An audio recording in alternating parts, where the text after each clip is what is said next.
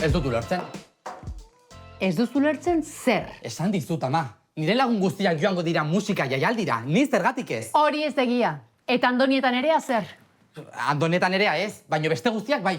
Aitor, egun asko dira. Egun asko, 7 egun. Astebete? Ba hori, zein da arazoa?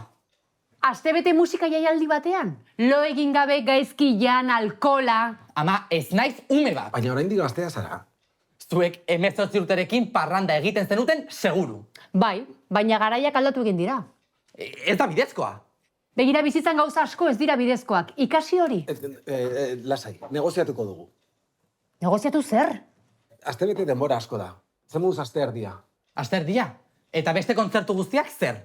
Ikusiko dituzu beste batean. Aste osoa. Bestela etzetik joango naiz. Basegi.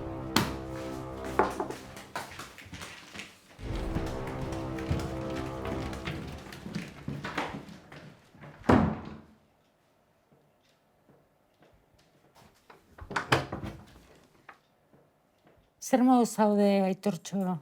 Gaizki, amona, aserre. Entzun dut eztabaida. Herrieta egitera etorri zara? Bai, zera. Aholku bat eman nahi dizut. Zein aholku. Gaur ze egun da, Aitor. Aste artea, zergatik. Aste artea oso egun txarra da. Gurasoak lanpetuta daude, asko falta da asteburua iristeko. Eta? Ez da negoziatzeko egun ona.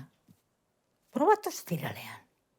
Bai, Jakina, hori bai, ez joan aserre. Ez egin ondo, heldu azara, ez da, bai txegin patxadaz. tira, saiatuko naiz. Eskerrik asko, amona. Honena zara.